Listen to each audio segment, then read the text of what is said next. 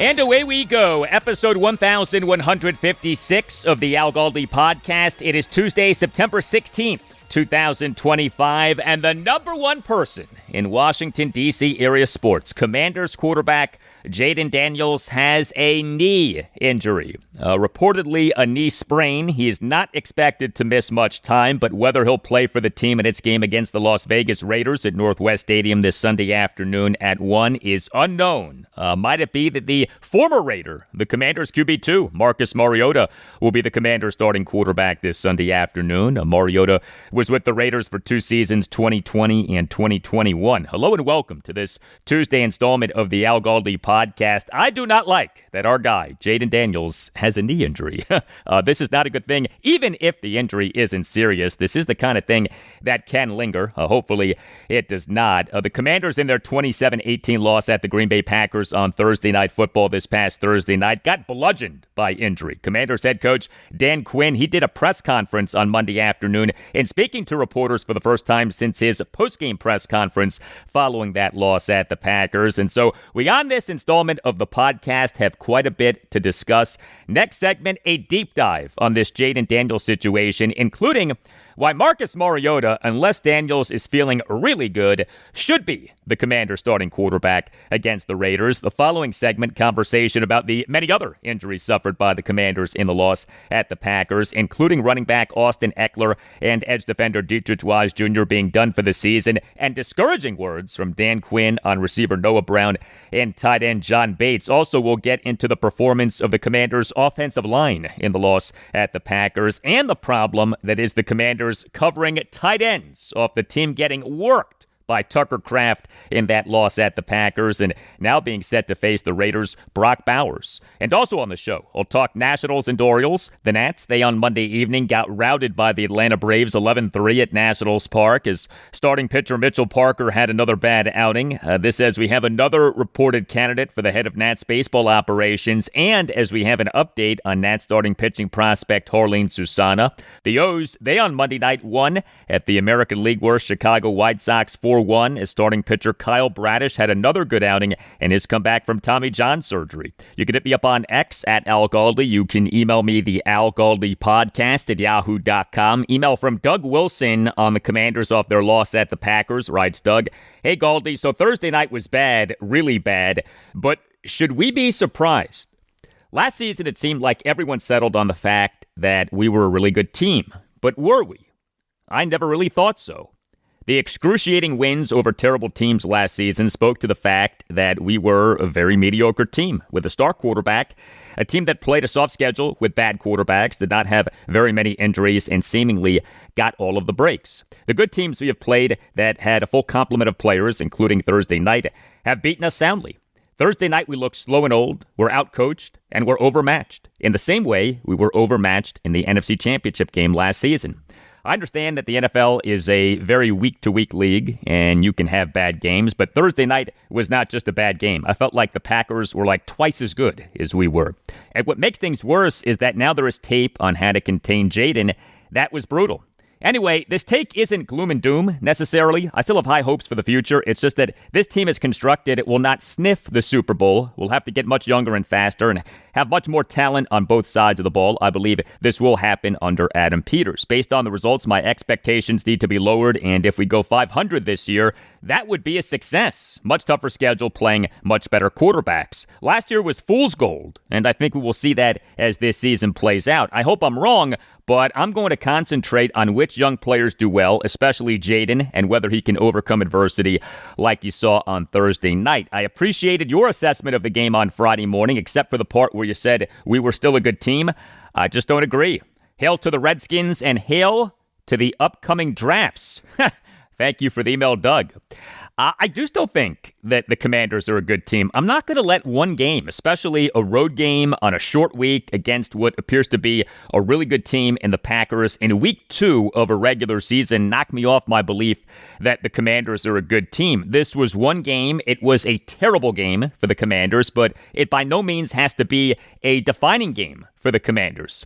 That said, what Doug wrote is not unreasonable. Jayden Daniels last season carried the Commanders. The 2024 Commanders Commanders beyond Daniels were not some great team, but they had a great season, and Daniels was the number one reason why. I do think that the team's roster for this season is better than the team's roster for last season, but we do have to see that play out. And yeah, the age thing is notable. If you look at NFL teams' initial 53-man rosters for the 2025 season, the Commanders had the oldest with an average age of 28.09, and the Packers had the youngest with an average age of 25.23. This is per research by Jimmy Kempski of PhillyVoice.com in a piece that came out on August 26th. This guy Kempski is an expert on this topic. Wrote Kempski in the piece, quote, "The Washington Commanders have the oldest roster in the NFL this year and by a wide margin at 28.1 years of age. In fact, I've been calculating the average age of every team in the NFL at final cutdowns every year since 2012, and the two oldest teams previously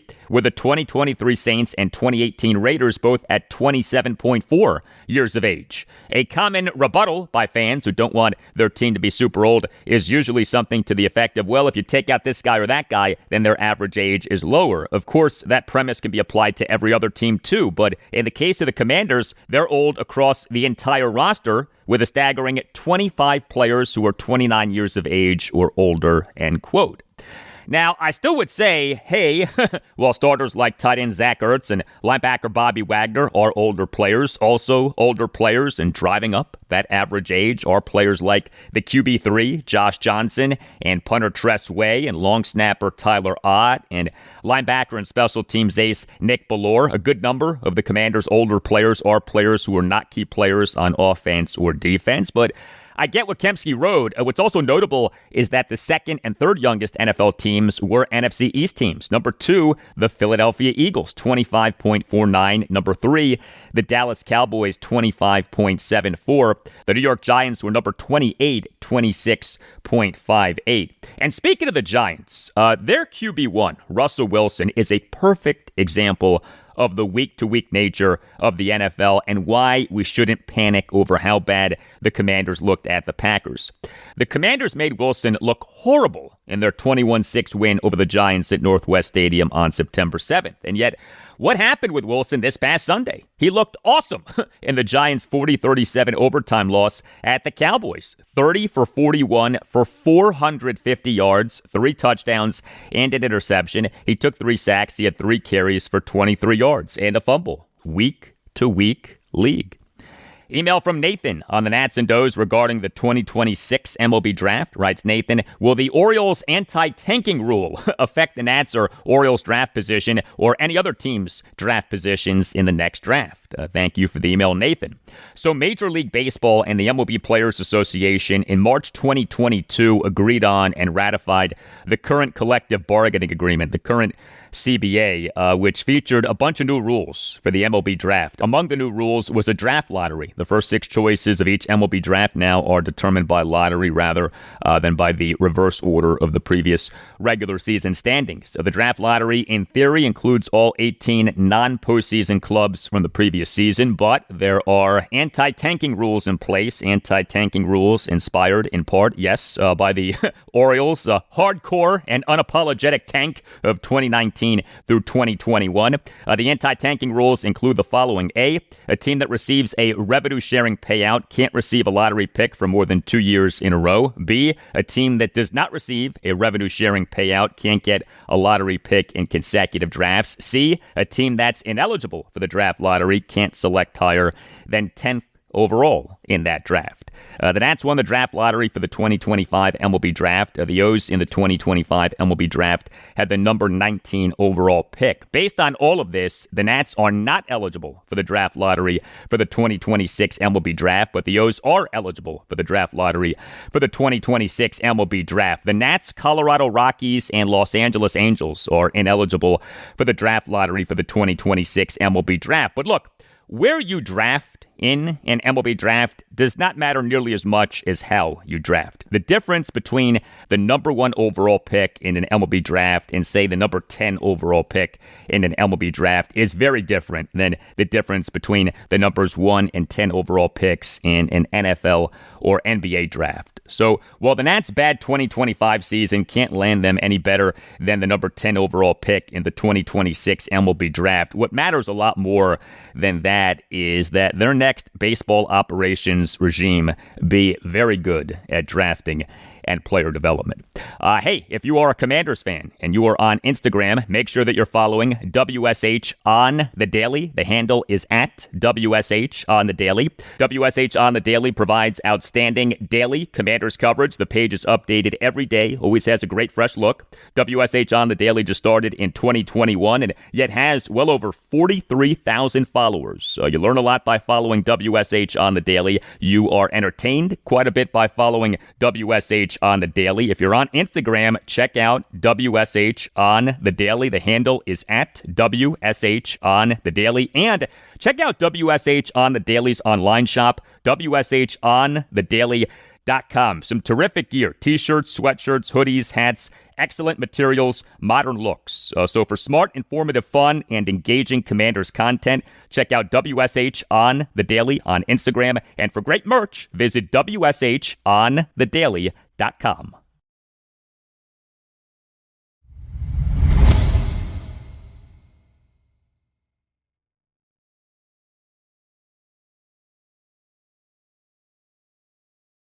Hey, please consider subscribing to the podcast if you're not already doing that. Subscribing to the podcast costs nothing. Make sure that you never miss an episode and helps out the podcast a lot. And if you're already subscribing, thank you.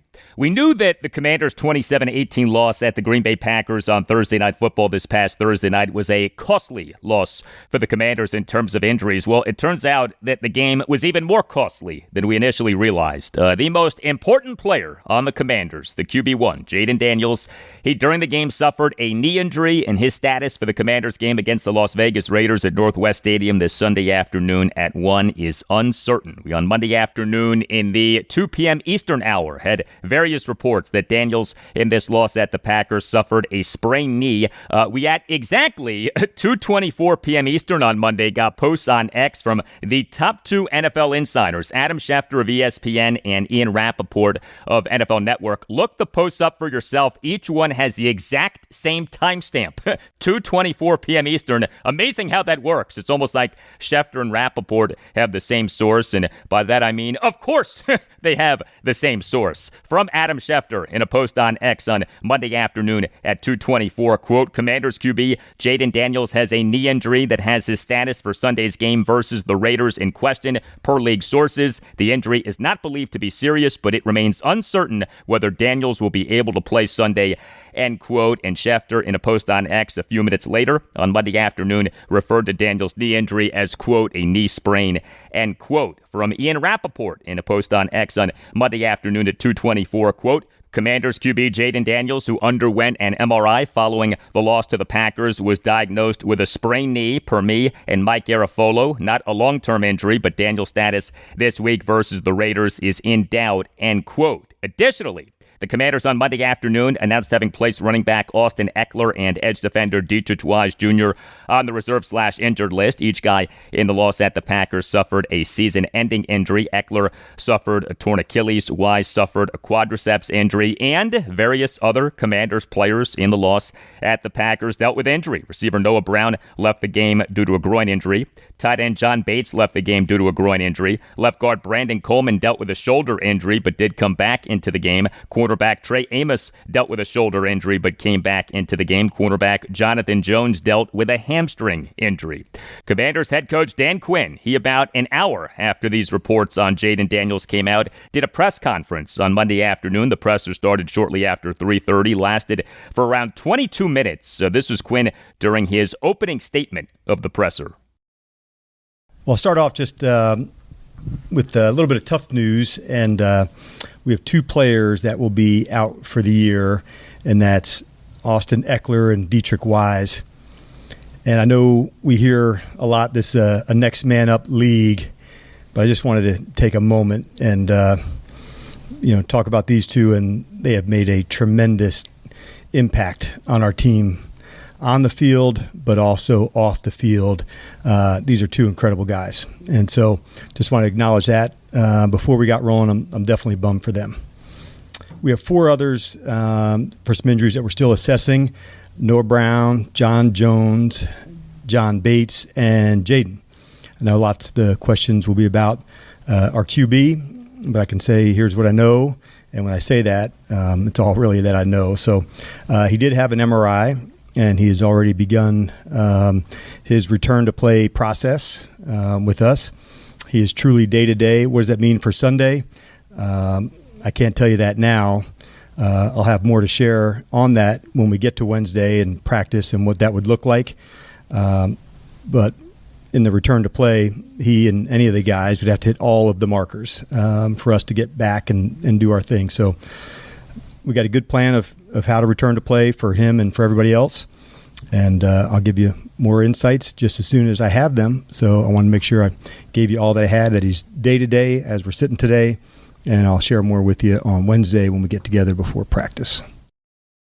Well, Jayden Daniels, in his all-time great 2024 rookie season, played in all 17 of the Commanders' regular season games and in all 3 of the Commanders' playoff games. He did deal with a rib injury. What he has since revealed was a broken rib, but he never missed an actual game because of that injury. As for some specifics with this knee injury, we on Monday afternoon had this exchange between Commanders insider Nikki Zavala of The Athletic and Dan Quinn.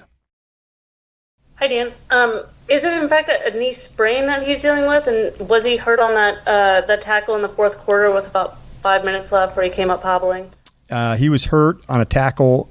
He was actually looking back on Micah and scrambled away and got hit from kind of the opposite direction, I would say. But he is dealing with a knee injury. Like I said, it was good that he finished the game.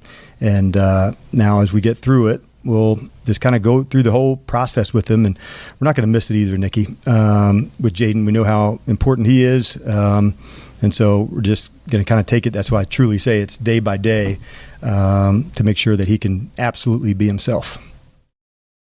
So the belief had been that Jayden Daniels in the loss at the Packers hurt the knee on a different play than the one that Dan Quinn just mentioned, but that apparently was not the case. The play that had come up, 1st and 10 for the Commanders at the Packers 14 with 5:01 left in the fourth quarter. Daniels had a 1-yard shotgun scramble on which he was tackled by Packers edge defender Kingsley Enagbari, who appeared to be guilty of a hip drop tackle, though no penalty was called. Jayden Daniels did not come out of the game. I know that there is this feeling of why was Daniels still in the game, but the game from a scoreboard standpoint remained competitive. Now, the game did not feel competitive, but the game in terms of the score was competitive. Pulling Daniels would have been tapping out in a game that, in theory, was winnable.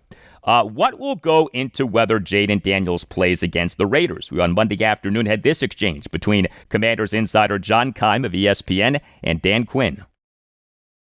Hey, Dan, with Jayden, obviously he's going to want to go out there and play. So what are the things that you would want to look for to make sure that he would be ready to go or might not be ready to go? Yeah, it starts off first on like the strength part of things, the movements, and that's step one, John. Then on the field, the change of direction, the pivoting, the moving, all of those would be the things to go. So we'll just take it, as it goes, through the week. But he'd have to see all of the steps along this week to hit those marks, the speed, the stopping, the change of direction, all of it. Well, the last thing that you want is Jayden Daniels playing against the Raiders and making this knee injury worse, right? We on Monday afternoon had this exchange between Commanders insider Tom Shad of the Washington Post and Dan Quinn. Hi, Dan. Hey, Tom. Not to stay on the Jayden track here, Sure. But do you feel like you have to treat him any differently given his importance to this franchise? Or are you treating his return to play differently than say, a Noah Brown or a John Bates? It gets more attention, Tom, for sure. And we recognize like what Jayden is and the impact that he has here. But I'd be BSing if I said, like we wouldn't care about those guys in the same way. So I think it's not less on for them. We just want to make sure we're going to try to push the guys to the right spots. All these guys are like legit competitors, Tom. So there's some of us protecting them from themselves as well. But we're going to do our best to make sure we got a pretty robust return to play program, and they have to hit all the markers even to be considered to go. So we're just not going to miss any steps along the way, man. So, personally, I would not play Jayden Daniels in this game against the Raiders this Sunday afternoon unless he is at least, say, 90% healthy. You can't assume victory with any game in the NFL. That is true. But you look at this game. The Raiders are not that good. And the Commanders have a big-time rest advantage with this game in having last played last Thursday night and the Raiders having last played late night on Monday night. And the Raiders have to travel for this game. And I do trust the Commanders' QB2, Marcus Mariota. The Commanders on March 14th, 2024 announced the signing of Mariota as an unrestricted free agent. The team this past March 13th announced having re-signed Mariota. He signed a one-year contract in the 2024 offseason. He signed a one-year contract in the 2025 offseason. Mariota in the 2024 regular season got significant playing time in 2 games and was terrific in each game. The Commanders' 47 win over the Carolina Panthers at Northwest Stadium on October 20th, 2024. Jayden Daniels was the Commanders' starting quarterback, but he played on just 10 offensive snaps, left the game after suffering a rib injury on the Commanders' first offensive drive. Mariota came into the game in the first quarter, was the Commanders' quarterback for the rest of the game. He played on 86% of the Commanders' offensive snaps. He initially did not look good. He, over his first 3 drives of the game, went 0 for 3 passing and took a sack, but Mariota then caught fire. He in the game ended up being great, 18 for 23 for 205 yards, 2 touchdowns, no turnovers, so took the 1 sack, had 11 carries for 34 yards. Mariota for the game had an overall grade per Pro Football Focus of 85.5, which is terrific. PFF grades are on a scale of 0 to 100, 60 is average, and Mariota for the game had a total QBR per ESPN of 63.8. That's good. QBR is on a scale of 0 to 100. And then the Commanders' regular season ending 23-19 win at the Dallas Cowboys on January 5th, 2025. Jayden Daniels was the Commanders' starting quarterback. He played for the entire first half, but then got pulled from the game due to soreness in a leg. Daniels played on 45% of the Commanders' offensive snaps. Mariota played for the entire second half. He played on 55% of the Commanders' offensive snaps. He went 15 for 18 for 161 yards, 2 touchdowns, and no turnovers. He took 2 sacks. He had 5 carries for 56 yards and a touchdown. He, for the game, had an overall grade per Pro Football Focus of 88.1 and had a total QBR per ESPN of 95.9. We on Monday afternoon had this exchange between Tom Shad and Dan Quinn. Obviously, Marcus has a lot of experience. Can you kind of talk about your confidence in him and maybe when you would want to make kind of a decision on who's going to get the ball on Sunday? Yeah, we'll take it all the way to Friday and then, have a real good idea of where we're at. If called upon, this is an elite competitor, teammate, player, and so we'll just take it as we go through that one. But our confidence in him is through the roof based on who he is, the teammate, what he's shown to us here, Tom. But I'll have a better sense for that as I go through the week and can give you better insights on that when we get together on Friday. Yeah, it may well be that who the Commanders' starting quarterback for this game against the Raiders will be a week-long storyline, so prepare yourself. But keep this in mind with Marcus Mariota. He missed a lot of time during training camp in the preseason due to Achilles tendonitis. Is Mariota 100% healthy? We on Monday afternoon had this exchange between David Aldridge of The Athletic and Dan Quinn. Hey, Dan, on Marcus also, you guys kept him down through most of camp in the preseason. When did he hit the markers that you needed to see him hit to make sure that he was ready to go? It was after Baltimore. It was close to Baltimore, DA. It was like, okay, could we get some reps into that one? I felt like in the pregame that was the one. Okay, there it is. That looks like you all the way through. But that was the week we weren't sure. Would he be able to get some during that Baltimore week? The week after he was at the full. And then from then on, I felt good. But it was really into that week that I was, okay, there's the speed, there's the explosion. And it took a while, but he has fully made it all the way back. Those are frustrating to go through as the player, but I can remember having the conversation. I said, hey, man, that's it today. And that's why we waited, so it would look like that. And I think that was the week through that Baltimore and then into the next week, which I don't know what the right word is, like the end of the season, preseason bye week, but that week I felt like he was back to himself. Okay, so Dan Quinn saying of Marcus Mariota, quote, he has fully made it all the way back, end quote, from his Achilles tendonitis. Good to hear that. Football and food. Two beautiful things, right? They go so well together. Well, as football season is underway, now is the perfect time to get yourself or someone who you care about Omaha Steaks. And here is a great deal for listeners of the Al Galdi podcast. Visit omahasteaks.com for 50% off site-wide during Omaha Steaks' Red Hot Sale event. And for an extra $35 off, use the promo code ALGALDI at checkout.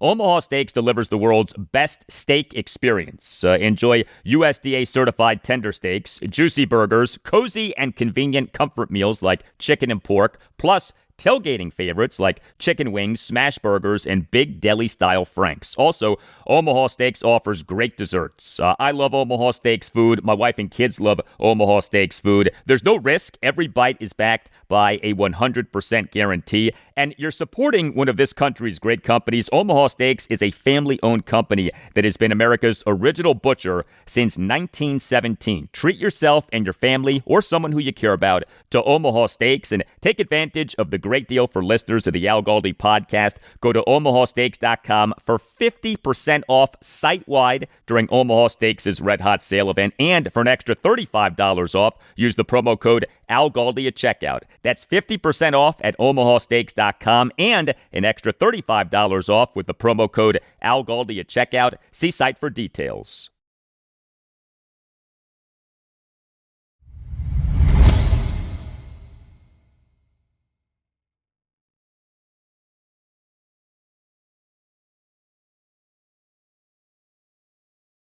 More now on the Commanders off their 27-18 loss at the Green Bay Packers on Thursday Night Football this past Thursday night, and off head coach Dan Quinn's press conference on Monday afternoon. We last segment focused on quarterback Jayden Daniels having suffered a knee injury in the game. This segment will focus on the various other injuries suffered by the Commanders in the game and some other aspects of the game. The Commanders on Monday afternoon did announce having placed running back Austin Ekeler and edge defender Deatrich Wise Jr. on the reserve/injured list, off each guy in that loss at the Packers suffering a season-ending injury. Ekeler, a torn Achilles, Wise, a quadriceps injury. And there are other injured Commanders players coming out of this loss at the Packers, including receiver Noah Brown and tight end John Bates. Each left the game due to a groin injury. We on Monday afternoon had this exchange between Commanders insider Nikki Davala of The Athletic and Dan Quinn. What are your expectations for Noah Brown and John Bates this week? Yeah, I think it's a long shot, but we'll have to find out when we get through Wednesday and where we're at. Both of them had soft tissue injuries, and we'll just see what it looks like as we get through Wednesday. But we're still assessing him and John and Jayden as well. So those are the four that it's too early to call it for me. And so once we we'll get together Wednesday and have a better discussion for that.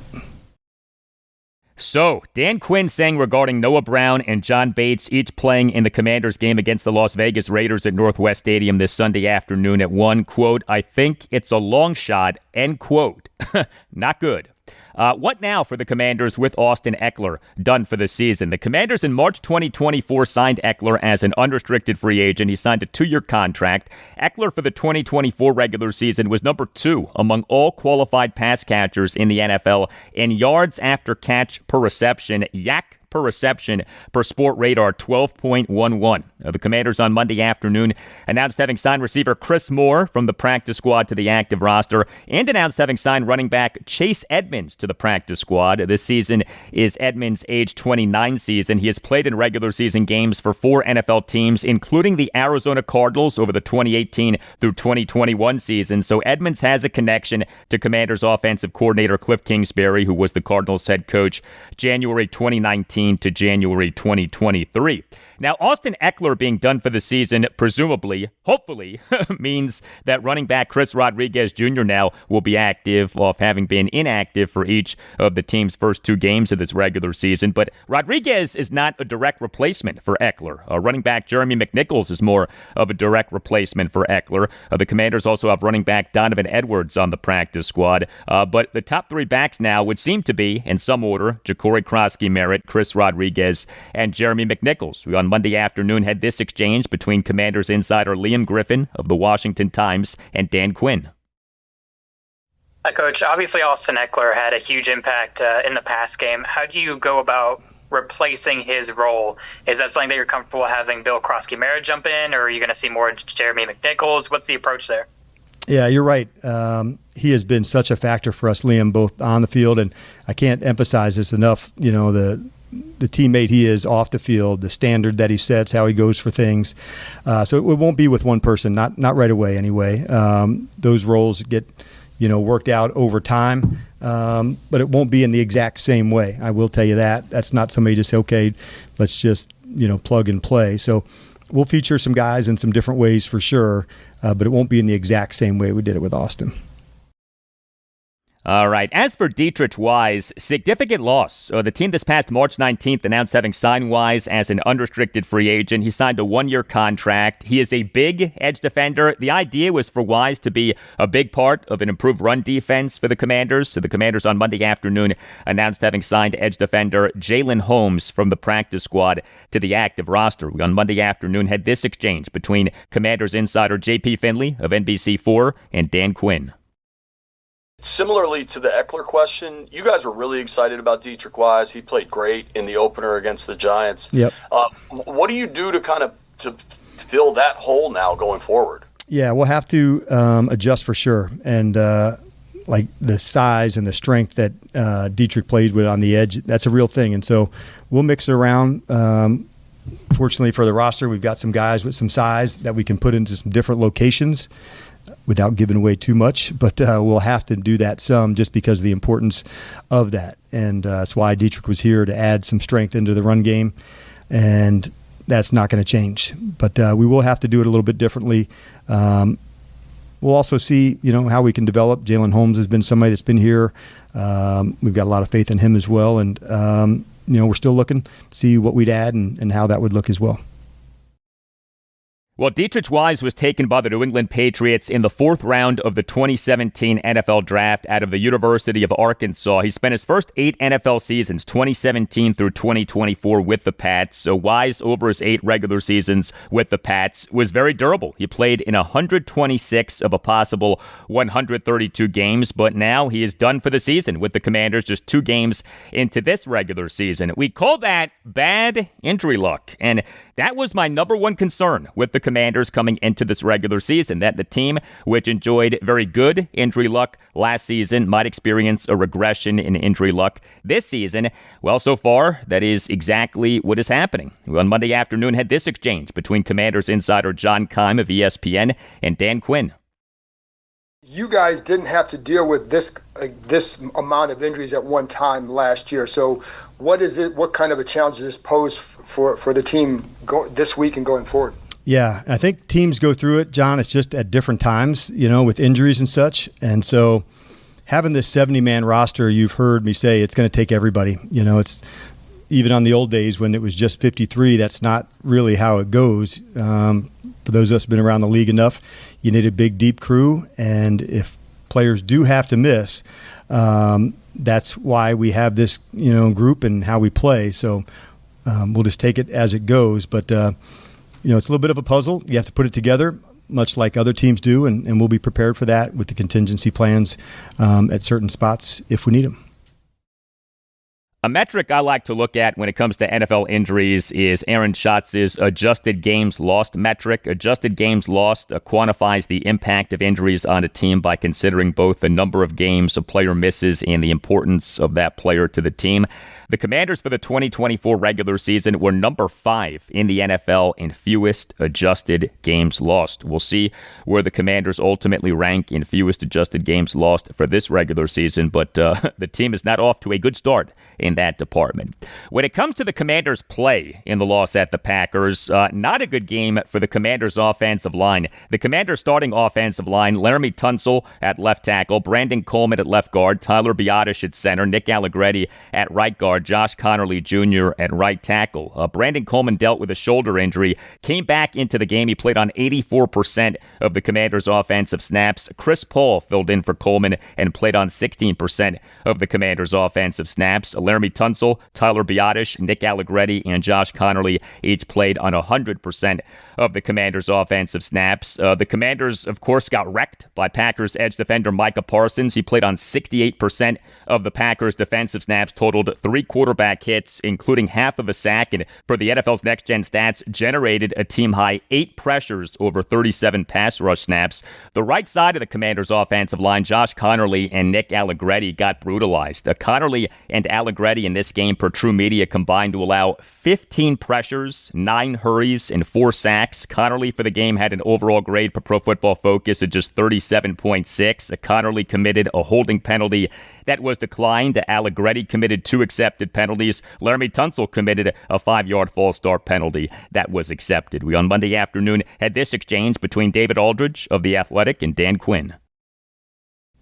A game question. What did you see specifically with the O-line production and performance at Green Bay, and where the deficiencies were? Yeah, I really felt like it was almost like a repeat from Detroit. They got out ahead, and I didn't like how we started, really on either side of the ball, David, to say, you have to go back and look. It was either 2 punts or 3 punts, on our first 2 or 3 possessions.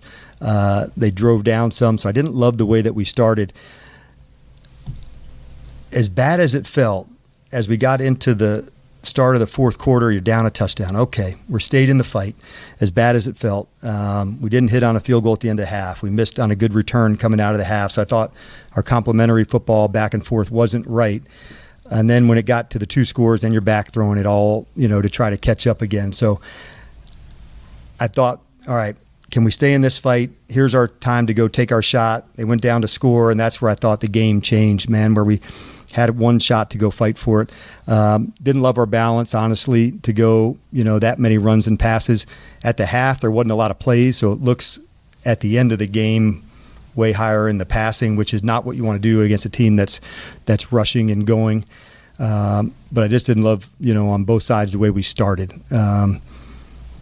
That's what I like. There are things that I liked, took care of the ball, those things. But just in terms of just jumping on them and being aggressive from the start, Dave, that's the thing I didn't love. Well, another thing that Dan Quinn did not love from that loss at the Packers, the Commanders getting shredded by Packers tight end Tucker Kraft, who had 6 receptions for 124 yards and a touchdown on 7 targets. And the Commanders in their game against the Raiders this Sunday afternoon will be facing one of the best tight ends in the NFL in Brock Bowers. So we on Monday afternoon had this exchange between 7 News DC sports director Scott Abraham and Dan Quinn. Curious what you saw from obviously defensive point of view of Tucker Kraft from the Packers. Had a really good game, quality tight end. What happened there? Then obviously you have a Brock Bowers coming to town on Sunday. So how do you learn from that? How do you correct that, especially trying to going up against those good tight ends? Yeah, you're right, and that's what's hard. When you have, I think it was probably over 150 yards. It must have been Scott by the 2 tight ends, and 1 for a 57-yard to go, and so. Sometimes at tight end, man, it's eye control in the run game. Make sure your eyes are in the right spot, whether it's a run or a pass. I think that's what I was referring to earlier on Tayshawn's question. Like, I was disappointed that, we lost the tight end on some, routes that, looking at one thing and it's, hey, this is thinking it's a run. You're looking into the backfield. And so I want to make sure those things we can get corrected. But, yeah, no doubt about it. We knew that was one of the real focal points. It took some shots outside, which I thought, down the field on the corners, but Trey and Sean were into that space. But really, I agree with you that the tight ends were the matchup, and we better get that part really buttoned up heading into this week, that's for sure. The Raiders took Brock Bowers with the number 13 overall pick in the 2024 NFL Draft out of the University of Georgia. He had a monster rookie season. Bowers, in playing in all 17 of the Raiders games last regular season, had 112 receptions for 1,194 yards and 5 touchdowns on 153 targets. He made the Associated Press's All-Pro First Team for last regular season. Catering by Uptown. It provides catering to perfection. Whatever event you're planning, especially a wedding, visit cateringbyuptown.com. Mention that Al Galdi sent you and see what Catering by Uptown can do for you. If you are planning a wedding and you're searching for answers, you're searching for direction, for guidance, contact Catering by Uptown.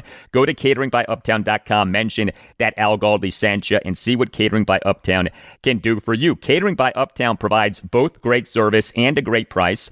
Catering by Uptown is a family business. It is run by the Pereiras. They are great Commanders fans. loyal supporters of this podcast. Catering by Uptown specializes in handling everything so that you don't have to. Catering by Uptown understands that special events deserve to be celebrated in style and thus takes care of every detail so that you can enjoy your event. Great service, amazing cuisine, and reliability are the foundation of what makes Catering by Uptown one of the most referred caterers throughout Maryland, Washington, D.C., and Northern Virginia. And know this, if you go to cateringbyuptown.com and click on venues, you can set up your own personal tour of one of Catering by Uptown's premier venues, including outstanding waterfront venues. Catering by Uptown offers the ability to coordinate services at over 100 of the best reception halls, vineyards, farms, historic homes, event venues, banquet facilities, and wedding venues in the area. Visit cateringbyuptown.com and make sure that you mention that Al Galdi sent you. That's cateringbyuptown.com and make sure that you mention that Al Galdi sent you.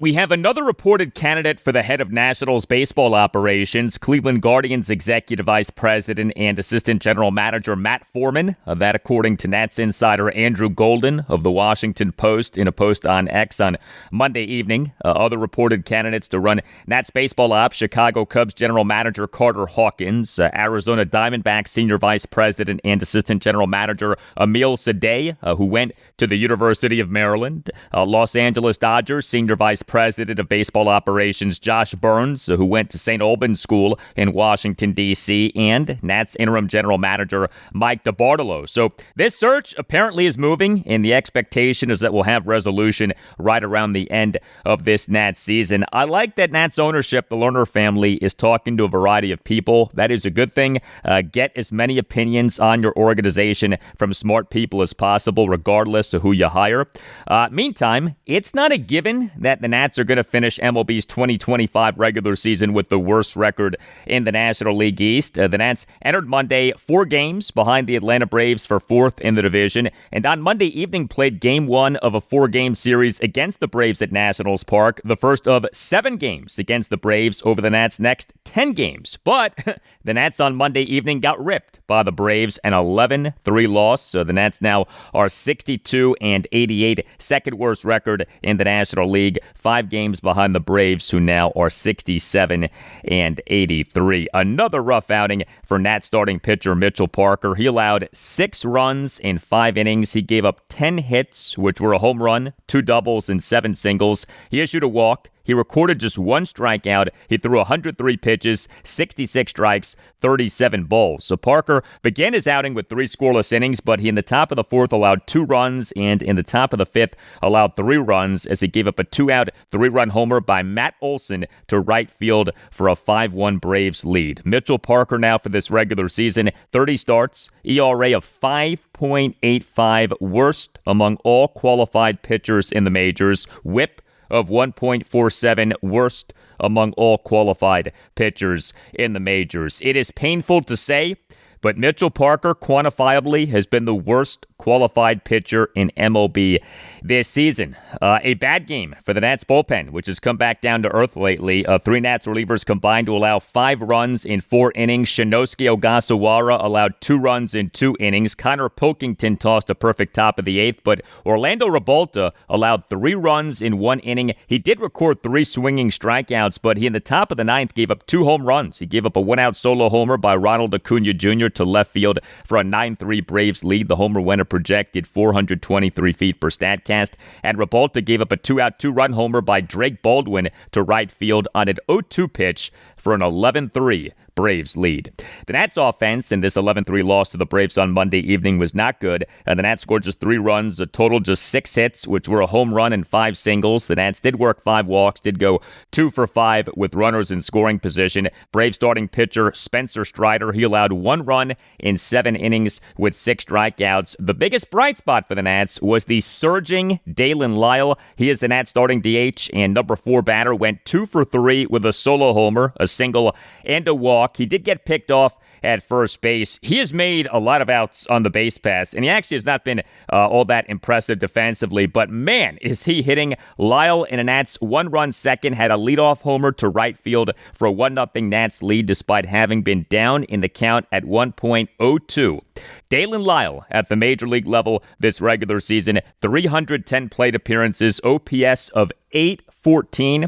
His OPS now is just 6 points lower than James Wood's OPS, although Wood has many more plate appearances. But Wood, as the Nats starting left fielder and number 2 batter, went 0 for 4 with a strikeout, dropping his OPS for this regular season to 820. His OPS as of games through July 3rd was 958. His OPS has dropped 138 points over the last 2+ months. But yet, Dalen Lyle's OPS, 814. James Wood's OPS, 820. Dylan Cruz's OPS, 630. He is the Nats starting right fielder and number 7 batter, went 0 for 3 with a walk, dropping his OPS to 630 over 278 plate appearances at the major league level this regular season. Disappointing for sure. C.J. Abrams, he is the Nats starting shortstop and number 1 batter, went 1 for 3 with an RBI single and a walk. Also, Nats interim manager Miguel Cairo, he during his pregame session with reporters on Monday afternoon revealed that Nats starting pitching prospect Jarlin Susana last week underwent surgery on his right lat, so his season is done. Susana on August 30th left his start for AA Harrisburg due to what was called right tricep soreness, but an MRI exam revealed a right lat strain. That is better than an elbow or shoulder injury, but lat surgery usually requires a lengthy recovery period, so his availability for 2026 Nats spring training is in doubt. Susana this past May was diagnosed with a grade 1 UCL sprain in his right elbow. Susana per MLB Pipeline is the Nats' number 2 pitching prospect and is the number 69 overall prospect in baseball. Starting pitcher Travis Sikora, who per MLB Pipeline is the Nats' number 1 pitching prospect and is the number 45 overall prospect in baseball. He on August 20th underwent Tommy John surgery. Games 2 and 3 for the Nats against the Braves at Nationals Park are on Tuesday via a day-night doubleheader. Start times of 1:05 p.m. and 6:45 p.m. The Nats starting pitchers will be Jake Irvin in Game 1 and Mackenzie Gore in Game 2. Gore will oppose Braves ace Chris Sale in Game 2.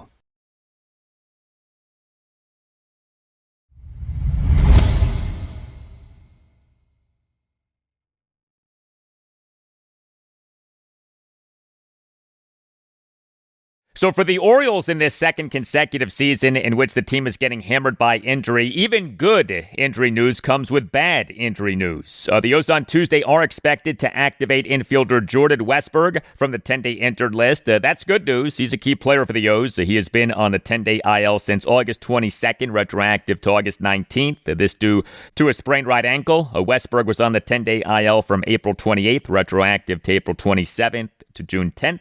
This due to a left hamstring strain. But the O's on Monday afternoon announced having placed one of their more underrated players, starting pitcher/relief pitcher Albert Suarez, on the 15-day injured list. This due to right elbow discomfort, so his season is done. The O's on Monday afternoon announced a flurry of roster moves, including having recalled relievers Chase McDermott and Yoramiel Geraldo from AAA Norfolk, and having designated reliever Carson Ragsdale for assignment of having optioned him to AAA Norfolk the previous day. And then the O's on Monday night won at the worst team in the American League, a 4-1 win at the Chicago White Sox in Game 1 of a 3-game series. A nice way to bounce back from the O's getting swept in 3 games at the American League leading Toronto Blue Jays over the weekend, as the O's, Joe Angel, were back in the win column. And the Orioles again in the win column. Yes, Joe, the win column. The O's in MLB's 2025 regular season now are 70-80, worst record in the American League East. The White Sox in this regular season now are an American League worst 57-94.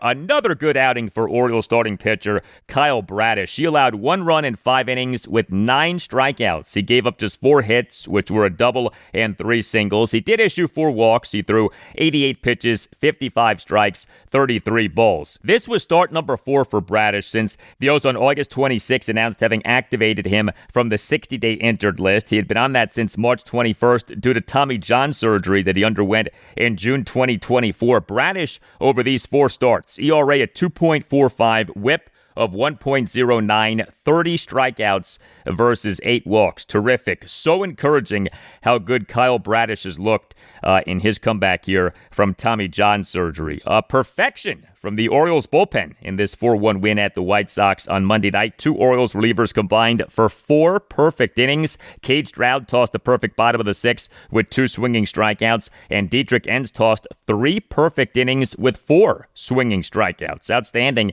And the Orioles offense was good enough. The O's scored 4 runs, totaled 7 hits, worked 6 walks, and went 2 for 6 with runners in scoring position. The 7 hits were a home run, a double, and 5 singles. Colton Cowser homered for a second consecutive game. He is the Orioles starting center fielder and number 9 batter. Went 1 for 4 with a home run and 3 strikeouts. Cowser in an Orioles 3-run 6 had a 2-out opposite field 3-run homer to left field on a 1-2 pitch for a 4-1 Orioles lead. Colton Cowser has had a disappointing season due to injury and ineffectiveness, so good to see him homer in each of these last 2 games. And Jackson Holliday, he on Monday night as the Orioles starting second baseman and number 1 batter, went 2 for 4 with a double, a single, and a walk. Game 2 for the O's at the White Sox Tuesday night at 7:40. Dean Kramer will be the Orioles starting pitcher.